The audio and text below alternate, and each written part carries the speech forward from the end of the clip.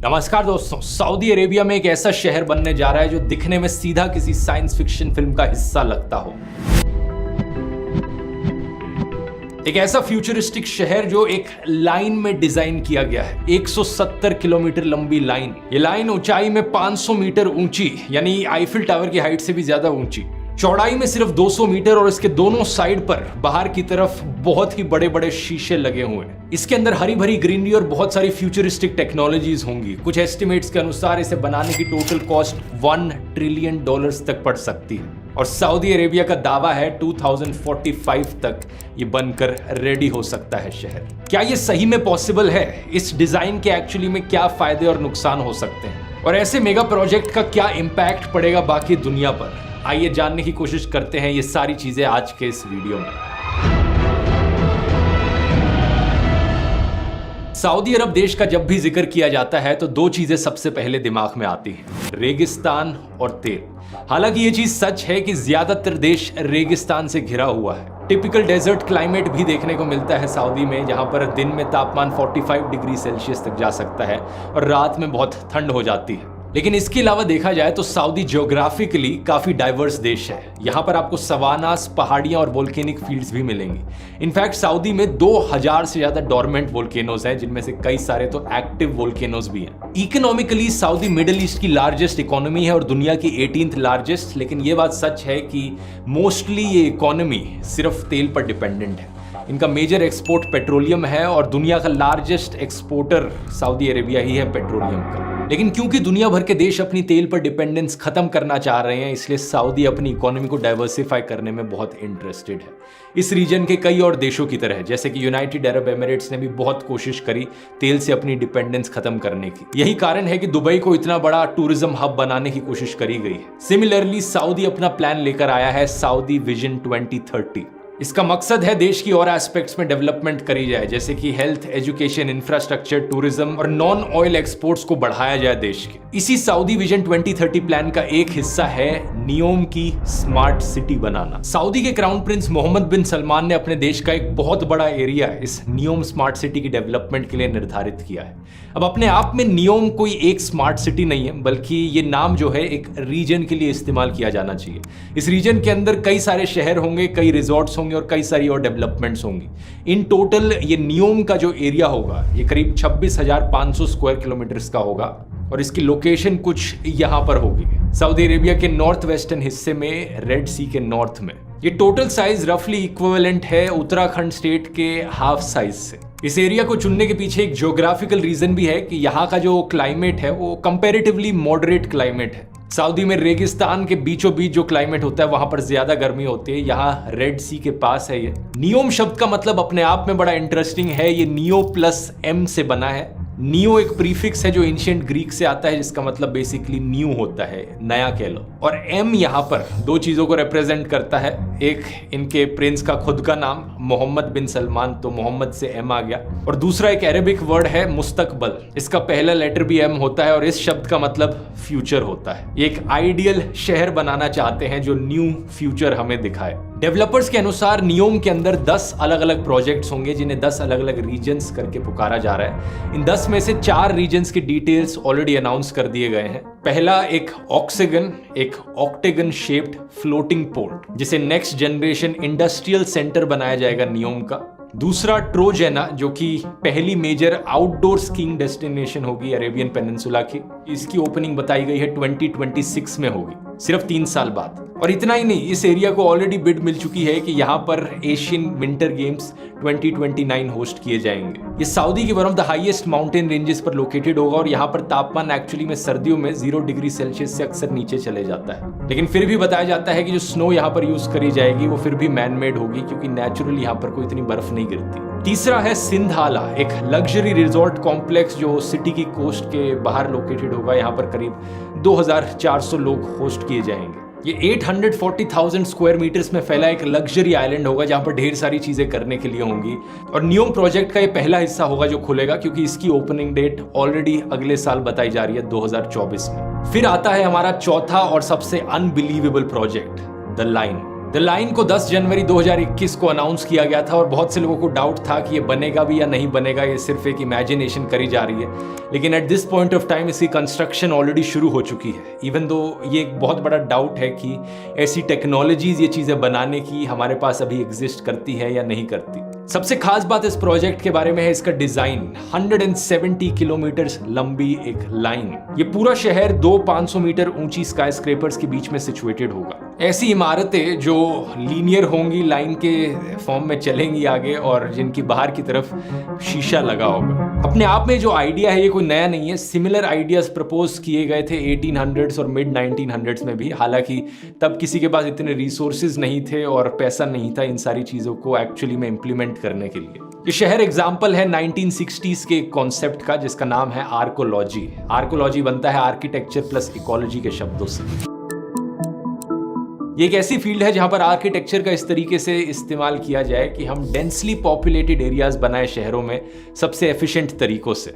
एक ऐसा शहर जो अपनी आसपास की एनवायरनमेंट को सबसे कम डैमेज पहुंचाता हो। यही एक कारण बताया जाता है द लाइन के कॉन्सेप्ट के पीछे कि लाइन में क्यों बनाना इस शहर को, ताकि आसपास का जो भी नेचुरल लैंडस्केप है उसे कम से कम डैमेज पहुंचाया जा सके। इस आर्कोलॉजी के प्रिंसिपल से इंस्पायर्ड कुछ रियल लाइफ एग्जांपल्स अभी भी मौजूद हैं, जैसे कि अंटार्कटिका में मौजूद रिसर्च स्टेशंस। ऐसे रिसर्च स्टेशंस जहां पर हजारों लोग रह सकते हैं, काम कर सकते हैं और अपनी बाहर की एनवायरनमेंट से इंसुलेटेड रहते हो, ताकि बाहर की एनवायरनमेंट पर कोई डैमेज ना पहुंचे और कंप्लीटली सेल्फ सफिशिएंट हो। द लाइन प्रोजेक्ट भी यही करने की कोशिश करेगा, क्योंकि इसकी जो चौड़ाई होगी वो सिर्फ 200 मीटर की होगी। इसका मतलब 170 किलोमीटर्स बाय 200 मीटर्स, इसका जो एरिया है सिर्फ 34 स्क्वायर किलोमीटर्स का। और इसके डेवलपर्स के अनुसार यहाँ पर 9 मिलियन लोग रहेंगे। ये न्यूयॉर्क शहर की पॉपुलेशन है, लेकिन न्यूयॉर्क शहर के एरिया से करीब 20 गुना छोटा एरिया है। तो जो ओवरऑल फुटप्रिंट है वो बहुत छोटा हो गया। इस शहर के अंदर मल्टीपल लेयर्स प्लान करी गई हैं वर्टिकली देखा जाए तो, ताकि लोग 3 डायमेंशंस में मूव कर पाए, ऊपर, नीचे और साइड में।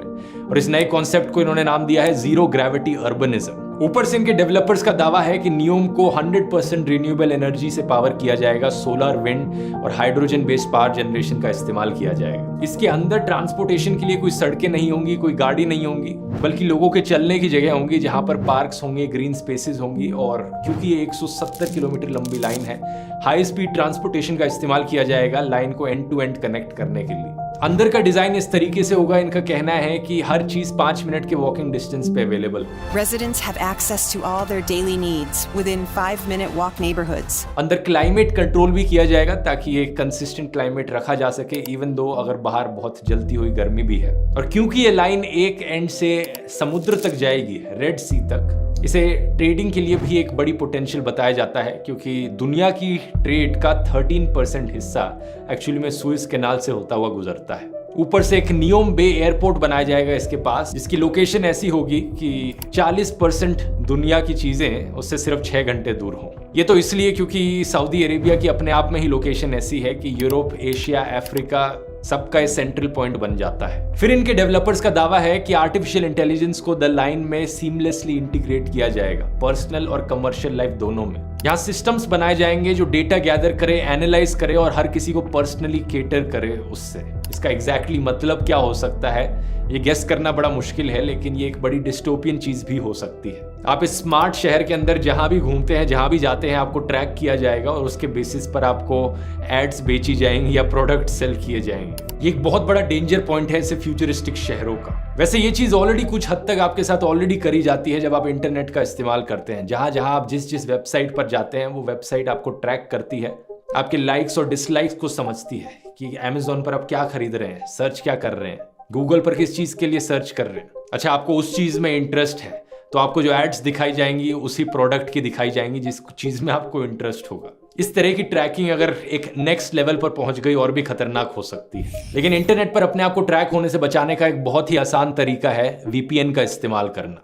और मेरी राय में one of the best VPN apps है यहाँ पर नॉर्ड वीपीएन। नॉर्ड वीपीएन आपको इंटरनेट पर एक सिक्योर और प्राइवेट कनेक्शन देता है। आपके इंटरनेट ट्रैफिक को रूट किया जाता है एक रिमोट सर्वर के थ्रू। इसका बेसिकली मतलब ये हुआ कि आपका आईपी एड्रेस छुप जाता है। आप चाहें तो अपनी लोकेशन स्पूफ कर सकते हैं ये प्रिटेंड करके कि आप किसी और कंट्री में हैं। NordVPN के पास हजारों सर्वर्स हैं दुनिया भर में। इससे तब भी मदद मिलती है जब आप कुछ कंटेंट स्ट्रीम कर रहे होते हैं ऑनलाइन और किसी दूसरी कंट्री में रहकर आपको उस कंट्री के हिसाब से कंटेंट स्ट्रीम करना हो, कोई स्पेसिफिक शो या मूवी देखनी हो जो आपकी कंट्री में अवेलेबल नहीं है। जो कंट्री रिस्ट्रिक्शंस है उन्हें बाईपास किया जा सकता है VPN के थ्रू। ऊपर से जब आप VPN का इस्तेमाल करते हैं तो वेबसाइट्स आपकी कोई पास्ट हिस्ट्री का रिकॉर्ड नहीं रख सकती। जब फ्लाइट्स और होटल्स बुक कराएंगे वहां पर भी आपको बेस्ट पॉसिबल डील्स मिलेंगी क्योंकि आपको पहले से ट्रैक नहीं कर रखा होगा उन वेबसाइट्स ने। आप इंटरेस्टेड हैं अभी जाकर ट्राई आउट कर सकते हैं। NordVPN का 2 साल का प्लान आपको एक बड़े डिस्काउंट पर मिलेगा, प्लस एक एडिशनल महीना फ्री मिलेगा अगर आप ये लिंक इस्तेमाल करेंगे nordvpn.com/dhruv। और ये रिस्क फ्री है क्योंकि NordVPN की 30 डे मनी बैक गारंटी है। ये लिंक आपको नीचे डिस्क्रिप्शन में भी मिल जाएगा। यहाँ NordVPN का धन्यवाद इस वीडियो को स्पॉन्सर करने के लिए। और अब अपने टॉपिक पर वापस आकर समझते हैं द लाइन प्रोजेक्ट की डार्क साइड को। क्यों ये शायद कभी पॉसिबल ना हो पाए। इस लाइन प्रोजेक्ट को कंप्लीट करने में सबसे पहला और सबसे बड़ा चैलेंज आएगा पैसे का। इस प्रोजेक्ट को फाइनेंस किया जा रहा है सऊदी अरेबिया के sovereign wealth private investment fund का। पब्लिक इन्वेस्टमेंट फंड इसका नाम है। ये बेसिकली इनके देश की सरकार के द्वारा बनाया गया एक फंड है जिसके पास बहुत पैसा है, नो डाउट। एस्टिमेट किया जाता है $620 बिलियन वर्थ ऑफ पैसा इस फंड में है। लेकिन यहाँ 2 प्रॉब्लम्स हैं। पहला तो ये कि ये जो फंड का पैसा है ये सऊदी अरेबिया की इकोनॉमी पर बहुत ज्यादा डिपेंड करता है जो कि ऑयल पर आधारित है। ऑयल का प्राइस मार्केट में बहुत ज्यादा ऊपर नीचे होते रह सकता है। जैसे कि 2020 में रियाद ने फिस्कल डेफिसिट देखा था $79 बिलियन का। और ये एक ऐसा देश है जहां पर 60% रिसोर्सेज ऑयल से डायरेक्टली रिलेटेड है। 2021 में सिर्फ 9% इनके जो एक्सपोर्ट्स हुए थे वो नॉन ऑयल एक्सपोर्ट्स थे। तो अगर इस इतने बड़े प्रोजेक्ट को बनाने के लिए यहां से पैसा आएगा तो ये बहुत वॉलेटाइल पैसा है।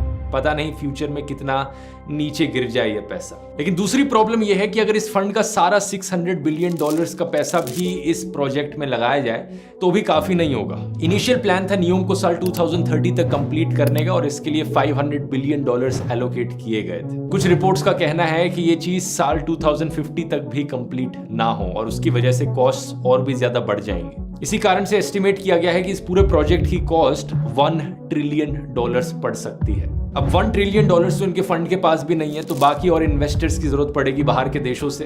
और रिसर्च से हमें पता चला है कि कुछ डिस्कशंस हुई हैं इनकी फॉरेन कंपनीज के साथ, कुछ रशियन कंपनीज हैं, लेकिन मोर और लेस फॉरेन इन्वेस्टमेंट अट्रैक्ट करने में सऊदी अरेबिया सक्सेसफुल नहीं हो पाया है इस प्रोजेक्ट को लेकर। दूसरी बड़ी प्रॉब्लम आती है टेक्नोलॉजी को लेकर। अगर लाइन जैसे प्रोजेक्ट को असलियत में बनाना है तो यहाँ पर बहुत सारी ऐसी टेक्नोलॉजीज का यूज किया जाएगा जो असली में एग्जिस्ट ही नहीं करती। जैसे कि इनका ट्रांसपोर्टेशन सिस्टम। इनके डेवलपर्स ने कहा कि एक हाई स्पीड ट्रांसपोर्टेशन का नेटवर्क होगा। ये नहीं कहा कि ट्रेन होगी या मेट्रो होगी, लेकिन इनका कहना है कि इस 170 किलोमीटर की लाइन में ये एक एंड से दूसरे एंड तक पहुंचने में सिर्फ 20 मिनट लगाएगा ये system. And the line's infrastructure makes it possible to travel end to end in 20 minutes. इसका मतलब इसकी ट्रैवलिंग की स्पीड होगी 500 किलोमीटर/आवर से भी ज्यादा। और आज के दिन दोस्तों कोई भी ऐसी टेक्नोलॉजी एग्जिस्ट नहीं करती जो इतनी तेज स्पीड दे पाए हमें। करंटली जो फास्टेस्ट ट्रेन है दुनिया की वो है शंघाई की मैगलेव ट्रेन, जिसकी टॉप स्पीड है अराउंड 430 किलोमीटर/आवर। ये बात सच है कि 2015 में एक जापानीज मैगलेव ट्रेन ने टॉप स्पीड का रिकॉर्ड तोड़ा था। एक टेस्ट रन में 603 किलोमीटर/आवर की स्पीड भी अचीव कर ली गई थी, लेकिन वो एक टेस्ट रन थी। रेगुलर ऑपरेशंस में अभी तक हम 430 किलोमीटर/आवर की एवरेज स्पीड से ज्यादा नहीं पहुंच पाए। ऐसे ही 500 मीटर ऊंचे शीशे आज तक किसी ने बनाए नहीं है। थियोरेटिकली पॉसिबल जरूर है, लेकिन प्रैक्टिकली कोई नहीं जानता कि क्या चैलेंजेस आएंगे इतने ऊंचे शीशे बनाने में, स्पेशली अगर वो 170 किलोमीटर एक डायरेक्शन में जाएंगे। इनका पर्पस भी क्लियर नहीं किया गया है। अभी के लिए देखकर लगता है कि एस्थेटिक्स के लिए इन्हें सिर्फ लगाया गया है, बस कि दिखने में प्रोजेक्ट बहुत फ्यूचरिस्टिक और अच्छा लगेगा, इसलिए इसके बाहर की तरफ शीशे लगा दिए गए हैं। इसका कोई प्रैक्टिकल यूज नहीं बताया गया। इसी तरीके से इस प्रोजेक्ट में बहुत सी ऐसी चीजें हैं जो आज तक कभी करके देखी नहीं गई हैं। कोई नहीं जानता कि प्रैक्टिकली ये पॉसिबल हो भी पाएगा या नहीं हो पाएगा। तीसरा पॉइंट आता है एनवायरनमेंट का। हालांकि इन्होंने क्लेम किया है कि एनवायरनमेंट पर इसका मिनिमल इम्पैक्ट होगा, इसलिए इसे स्ट्रेट लाइन में बनाया जा रहा है, लेकिन बाहर की तरफ शीशे लगाना उससे एनिमल मूवमेंट पर क्या इम्पैक्ट पड़ेगा। माइग्रेटरी बर्ड्स के लिए बहुत ही खतरनाक चीज हो सकती है। साथ ही साथ एक कंटिन्यूस दीवार सी बना देना जिसमें इधर से उधर जाने की कोई बीच में जगह ही ना बचे, ये लैंड एनिमल्स की क्रॉसिंग में भी बहुत ज्यादा इंटरफेयर करेगा। ऊपर से कई लोगों ने इस चीज को क्रिटिसाइज किया है कि ये प्रोजेक्ट अपने आप को बड़ा सस्टेनेबल और जीरो कार्बन एमिशंस वाला बताता है, लेकिन 500 मीटर ऊंची लंबी बिल्डिंगें बनाना जो शीशे से कवर्ड हों और जो इतना दूर तक एक्सटेंड करें, इन्हें लो कार्बन मटेरियल से बनाना नेक्स्ट टू इम्पॉसिबल है। यूएनएसडब्ल्यू के प्रोफेसर फिलिप ओल्डफील्ड का कहना है कि ये सब अचीव करने के लिए एक फिनोमिनल क्वांटिटी लगेगी स्टील, ग्लास और कंक्रीट की, और सिर्फ इस लाइन को बनाने में ही 1.8 billion turns carbon dioxide release होगी। पूरा यूके का देश जो अपने कार्बन एमिशंस एमिट करता है 4 सालों में, ये उसके इक्विवेलेंट है। अपने इन्वायरमेंटल इम्पैक्ट के चलते नियोम को अक्टूबर 2022 में भी क्रिटिसाइज किया गया था, जब इसने होस्टिंग राइट्स जीते थे 2029 के एशियन विंटर गेम्स के। एक ऐसे देश में विंटर गेम्स होस्ट कराने का क्या तुक बना जहां पर स्कीइंग की नेचुरली कोई जगह ही मौजूद नहीं होती, सभी कुछ आर्टिफिशियल इन्वायरमेंट में क्रिएट होगा। इससे कितना ज्यादा इम्पैक्ट पड़ेगा एनर्जी पर, लोकल वाटर रिसोर्सेज पर। फिर आती हैं आर्किटेक्चरल प्रॉब्लम्स। ये जो लाइन का डिजाइन है, ये बात सच है कि इसमें एरिया बहुत बचेगा, लेकिन कई मायनों में इससे इनएफिशिएंसी भी बहुत ज्यादा बढ़ेगी, जैसे कि ट्रांसपोर्टेशन सिस्टम में। अगर पूरा शहर एक स्ट्रेट लाइन में रह रहा है और एक ही ट्रांसपोर्टेशन का रूट है इधर से उधर ले जाने के लिए, सारे 9 मिलियन लोग जो इस एक शहर में रहेंगे वो इस एक रूट पर डिपेंडेंट होंगे, जिसका मतलब है कि इस पूरे 170 किलोमीटर के रूट में कहीं भी एक प्रॉब्लम आ गई तो पूरे शहर का ट्रांसपोर्ट डिले हो जाएगा। ऐसा सिंगल पॉइंट ऑफ फेलियर बड़ा ही खतरनाक हो सकता है ऐसे डिजाइन के लिए। और फाइनली आखिरी प्रॉब्लम आती है दोस्तों, लोगों की।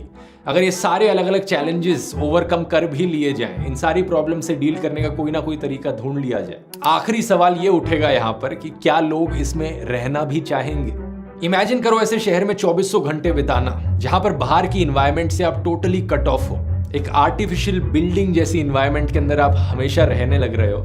बाहर खुली हवा एंजॉय करने के लिए जाना है तो कुछ भी नहीं मिलेगा, बाहर निकलते ही आप पीछे मुड़कर देखोगे और दूर दूर तक बस एक शीशा दिखाई दे रहा है। ऊपर से अंदर जब भी रहोगे तो कॉन्स्टेंटली सरकार की सर्वेलेंस होगी, कॉन्स्टेंटली आपको ट्रैक किया जाएगा। सुनने में ये एक रहने लायक शहर कम और साइंस फिक्शन डिस्टोपिया ज्यादा लगता है। आपकी क्या राय है यहाँ पर? क्या आप ऐसे शहर में रहना चाहेंगे? नीचे कॉमेंट्स में लिखकर बताइए। मेरी राय में ये जो लाइन का ड्रीम प्रोजेक्ट है, आने वाले टाइम में ये एक ड्रीम ही बना रह जाएगा, इसी के ही ज्यादा चांसेस लगते हैं। ऐसा मैं क्यों कह रहा हूं? क्योंकि इससे पहले सऊदी अरेबिया ने दुनिया की टॉलेस्ट बिल्डिंग बनाने की भी कोशिश करी थी। उसकी कंस्ट्रक्शन भी शुरू हो गई थी, 1/3 बिल्डिंग भी कंप्लीट हो गई थी, लेकिन फिर उसे अबैंडन कर दिया गया। आखिर क्या कारण है कि बुर्ज खलीफा से ऊंची बिल्डिंगें बनाने में इतनी प्रॉब्लम्स आ रही हैं? इस चीज को मैंने इस वीडियो में डिटेल में एक्सप्लेन किया है, यहां क्लिक करके देख सकते हैं। ये वीडियो पसंद आया तो ये वाला भी जरूर पसंद आएगा। बहुत बहुत धन्यवाद।